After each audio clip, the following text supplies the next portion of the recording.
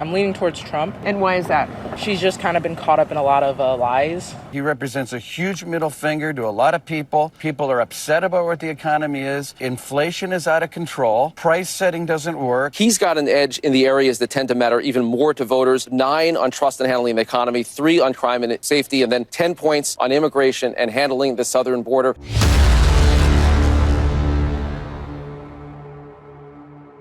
Welcome back to the DeVory Darkins Show. And in this video, we're going to take a look at ABC interviewing swing voters throughout multiple states, and that the responses they've been getting about Kamala Harris is not what they truly want to hear. Now, this is happening as the DNC is about to kick off tomorrow, and that they're trying to prop up Kamala Harris as the answer, better than Joe Biden. She's going to have a better vision for America.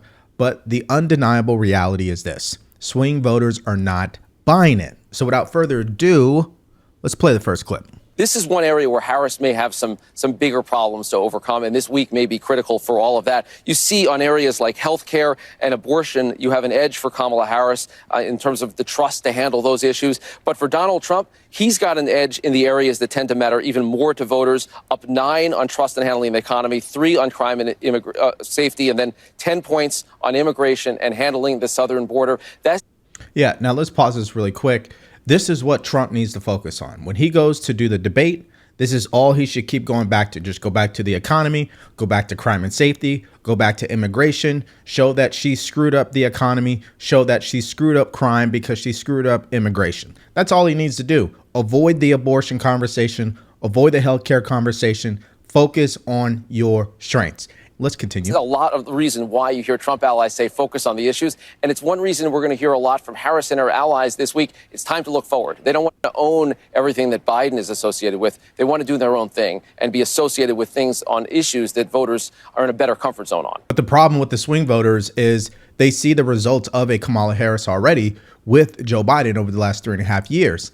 And time again, all historians will tell you this, especially pollsters, is that the economy is always the #1 issue, and she is losing that. And in these clips here, we see people's reaction. Let's take a look at that. Winning Pennsylvania is critical for a Harris victory. In 2020, Biden won the Keystone State by just over 81,000 votes. And while the big cities like Pittsburgh and Philadelphia lean Democratic, the rest of the state has large swaths of red, like Westmoreland County, where Kurt Scalzot lives. I am going to go with Trump. Scalzot is like the majority of those in our poll who trust Donald Trump more than Harris to handle key issues like immigration and the economy. I don't think he's a nice person, but I think when he ran the country before, he did a great job. Yeah, that's been my message doing these videos every single time. I don't care if you don't like or you do like Trump. That's actually irrelevant at the end of the day. When we're talking about the commander-in-chief, when we're talking about the president of the United States, when we're talking about a leader who's going to go out there and face our foreign adversaries, we do not need to like him.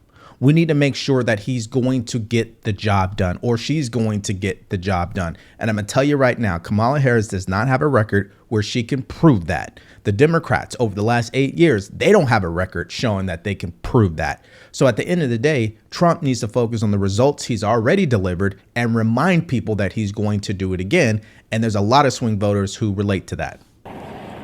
Back to military, back to police. Was hard on immigration. The economy was good.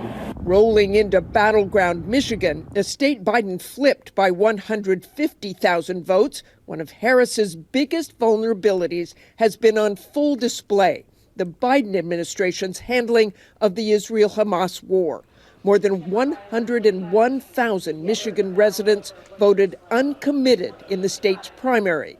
Rima Mohammed is one of 2 uncommitted delegates headed to the convention this week. As uncommitted voters, we want the situation in Gaza to stop. We want a bilateral ceasefire. We want peace on both sides, but we also want to stop the funding of bombs for Israel. Yeah, this is a big issue for Kamala Harris, and That's why she skipped over Josh Shapiro, because she would have ended up triggering more of her base, like this woman here, who does not agree with how America has supported Israel. And that serves as a careful reminder that everything's not going according to plan when it comes to Kamala Harris. They have some issues over there. Berrien County, nestled on the coast of Lake Michigan, has voted Republican in every election since 2008.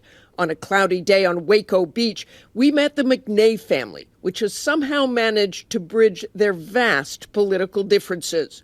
Joy is Trump all the way. He's going to make America great again. And what does that mean? That means safety. It means financial security. It means a strong economy and safety.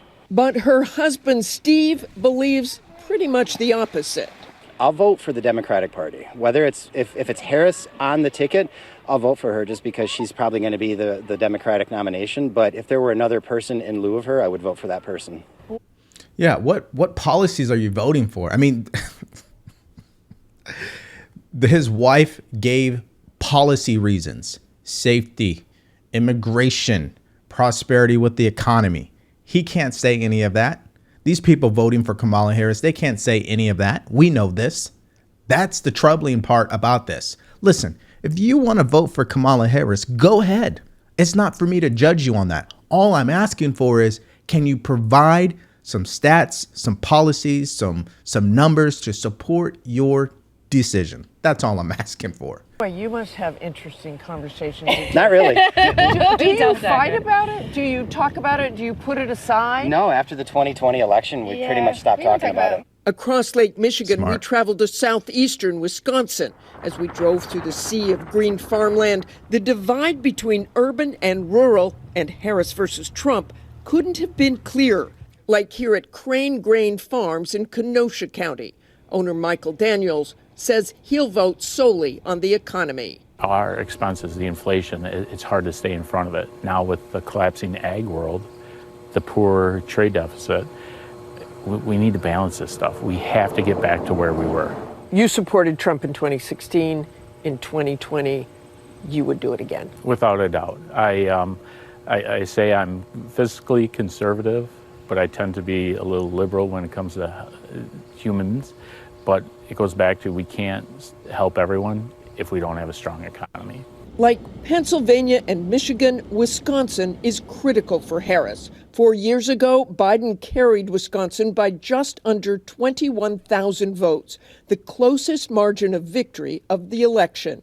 While our polls show support from black voters has swung 12 points in Harris's favor, I'm leaning more towards Kamala. Melody Davey has not bought in. Trump's rhetoric has clearly had an effect on her in an astonishing way. Have you decided who you want to vote for? Honestly, no. I'm leaning towards Trump. And why is that? A lot of the stuff Kamala says is kind of like what Trump has said, like no taxes on tips was something that was kind of reiterated by Trump beforehand. Facts. She's just kind of been caught up in a lot of lies. Mm-hmm. Like what? I think lying about her heritage was one of them. You think she lied about her heritage? Yeah, I believe she's just Indian. I don't think she's black. She is always identified as black. Oh, a white woman telling a black person about another black person's heritage. The irony is so funny. Listen, I don't care about people's skin color. It's got nothing to do with whether you're going to be successful in life in this country. But God, ABC, man, they're funny. She is half Indian. Well, I think that's something we can definitely agree to disagree on. And there was Lovely. no convincing her otherwise. Yeah, so towards the end there, I have to point it out again. I mean, man, when you counter what the liberal media is saying, they can't help but interrupt you and try to fact check you instead of just letting you make your point and then moving on. It's so frustrating at times. So what did we see so far from these swing voters?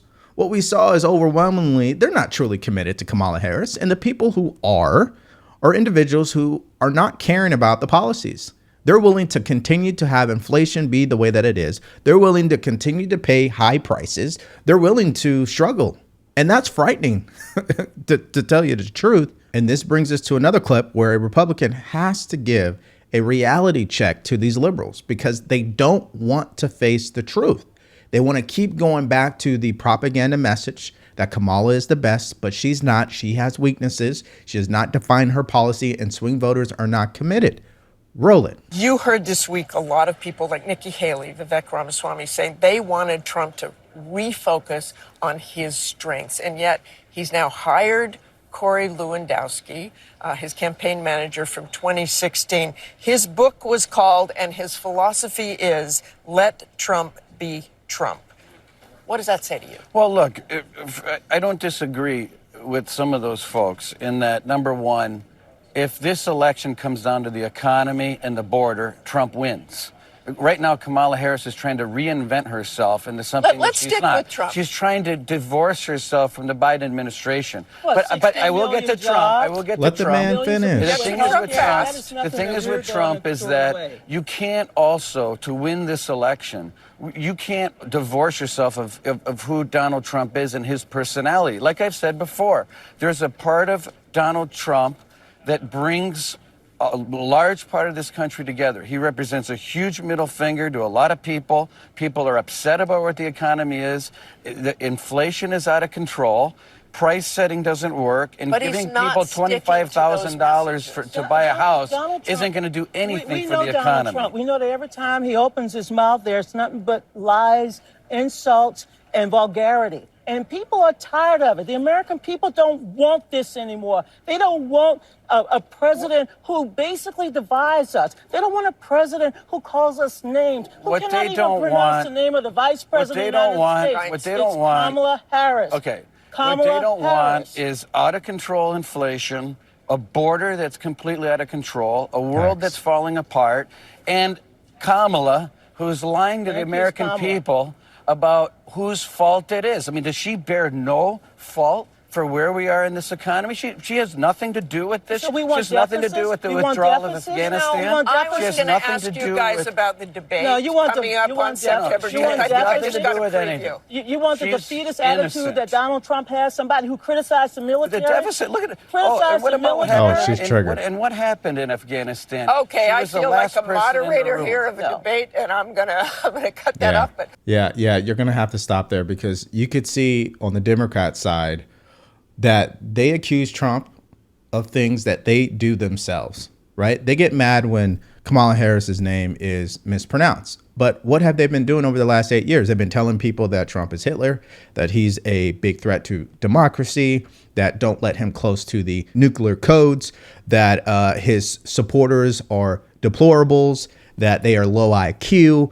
I mean, this has come from the media. This has come from Democrats. This has come from journalists who are liberal. And when it comes back on them, they throw up their arms and they're triggered. The hypocrisy is real. And he's dead on. This election is just going to come down to the economy and the immigration. And those things are absolutely more important than the abortion. The abortion is a true thing. It is a real thing. But one thing that affects every single American, doesn't matter what skin color you are or what gender you are or who you identify as, the money in your bank account is not where you truly want it to be in comparison to when he was in office. He's in the fight of his life. Independents are going to decide. They were with him. Now she's in the race. They're wavering. And the way to get them back is very clear. Hey, if you're mad about inflation, maybe we don't put the people back in charge who caused it. That's the message. Print it, frame it, hang it in the Louvre. That's all you got to do. So as I wrap up this video, the media is going out there and they're polling these swing voters, and they're not hearing what they truly want to hear. You see, you cannot have Trump tied with your Democratic nominee, because that means he's more than likely to win the election. Because in 2016 and 2020, the polls were up when it came to the Democrat Party, but he overperformed. That's not in the best interest of the Democrats. So she's still not where she needs to be. But the media is not going to say that. They're hiding that information. So all we have to know is there are three things going against the Democrats right now. Kamala Harris has no record to run on. She has no policies to run on, and people do not trust her when it comes to the economy.